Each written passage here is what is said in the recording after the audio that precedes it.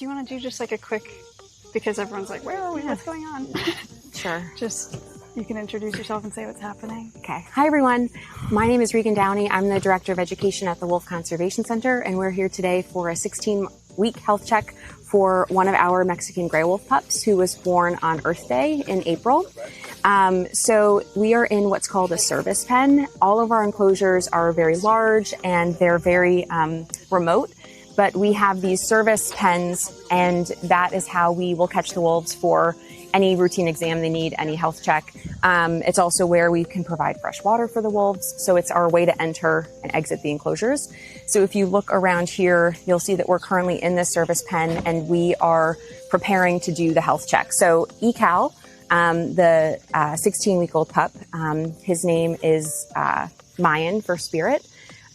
He is in one of these, what we call capture boxes, and our animal care team is going to be taking him out and then bringing him over to this table where our veterinarian will perform a pretty routine exam. And so we'll be able to see what is happening during the process.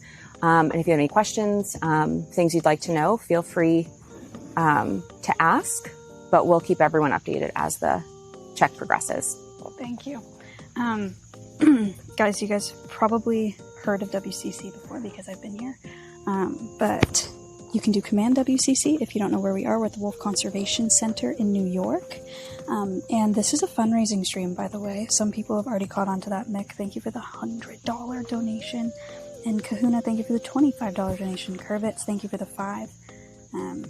Your donations are going to support really, really, really important conservation work that this organization is doing for wolves.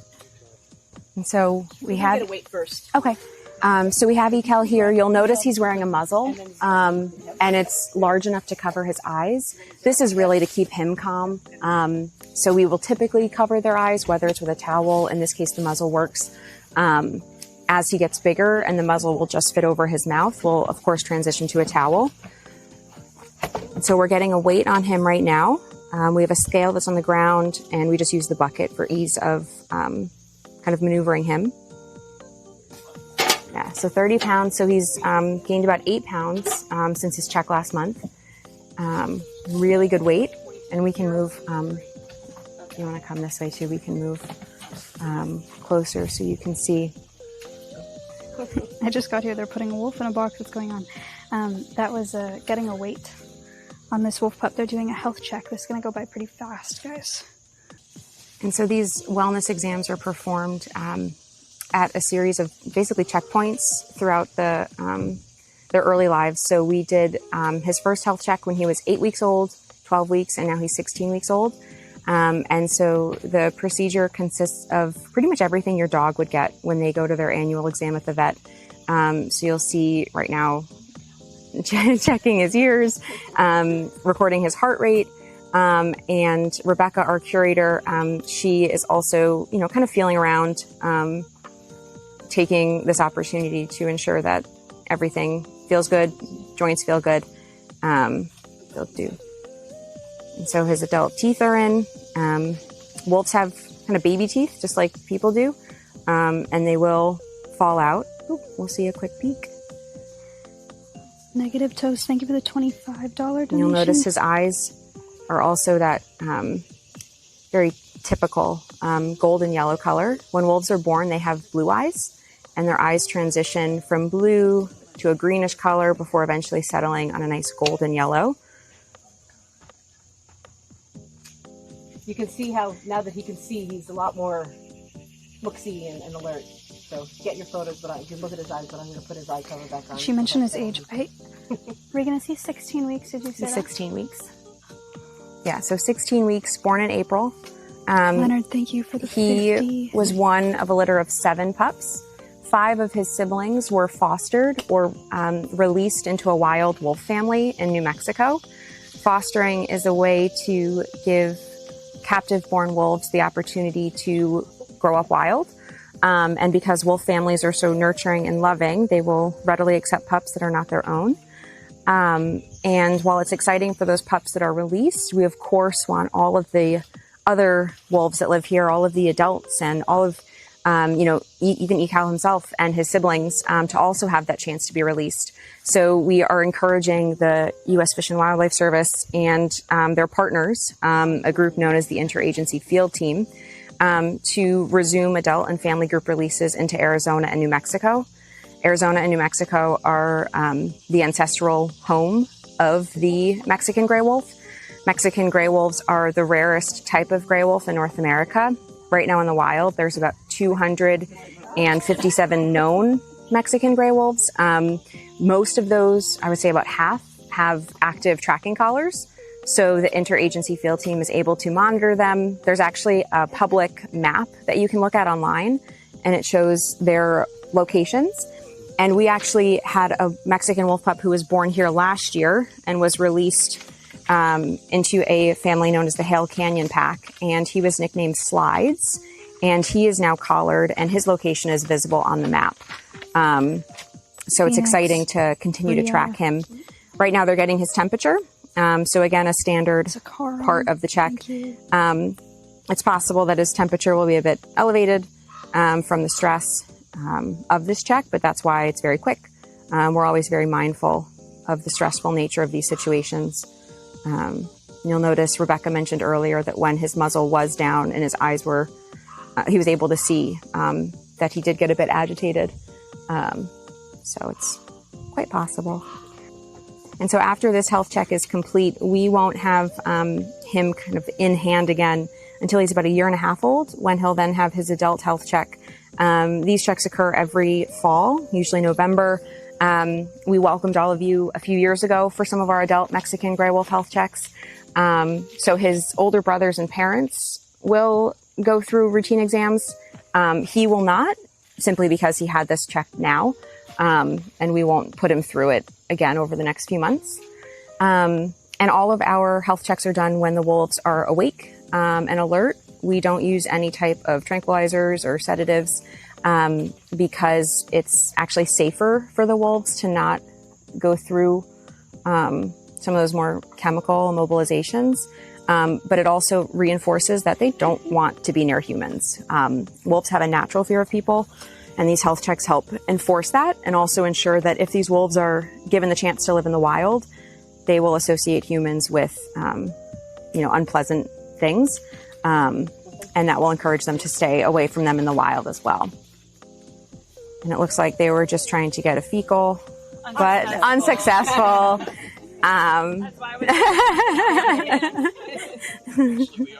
Maybe there's something in the perfect. And you can get closer if you want to. You can even, look at his large paws. Wolves have really unique adaptations to survive in the wild, large feet being one of them. They can serve as snowshoes in the winter, very large. There's guard hairs between the pads on their feet to allow for extra grip, so they're not slipping and sliding as they're running. And right before we started talking about his paws, they were scanning for his microchip. Every wolf, whether it's a Mexican gray wolf or even the red wolves that live here, they're given microchips when they're born and at one of their initial health checks. And it's a way for us to confirm which wolf we actually have because they grow very quickly. So a feature that might be distinguishing for a wolf when they're 2 months old might no longer be a distinguishing feature when they're 3 months old. And those microchips are also given to pups that are fostered. So ECAL's 5 siblings that were released to New Mexico, they also have microchips. And those microchips can allow the Interagency Field Team to identify those wolves as fostered pups from New York if they're captured and collared in the future. The Interagency Field Team conducts annual surveys and health checks of wild wolves every winter. Winter is typically when wolf populations are most stable. In the spring, you have a lot of pups born, so the population skyrockets. But over the next few months, you'll have some natural, die-off, whether it's of pups or other wolves. So winter is great for population stability, also good vantage points because no leaves on the trees. And so wolves will be caught and fitted with collars if they are previously uncollared and scanned for microchips as well. And so now Rebecca and our veterinarian are starting to administer those vaccines. Rebecca, can you talk us through the vaccines that are being given? We did the vaccines. Oh. Right now I'm pulling. No worries. Just quick, yeah. He did receive a rabies and a distemper vaccine. Okay. It was his third distemper, and then his rabies. He'll get another one a year later. Now I'm pulling blood. In the Mexican wolf program, we get every opportunity to bank blood whenever we have our hands on them, and we always do it at the 16-week pup check. So this is strictly for banking reasons, unless Dr. Shulsky sees reason for us to run any blood work for any reason. And this will get spun, and it'll get frozen, and it'll be sent to a museum where it'll be stored for research or for future use or what have you. So every fall when we get our hands on everybody, we always pull extra blood for banking. Did you guys hear what she said about blood and banking? Yeah, so Mexican gray wolves, they're really one of the rarest types of wolf. As we said earlier, right now in the wild, there's a known population of 257 in the U.S.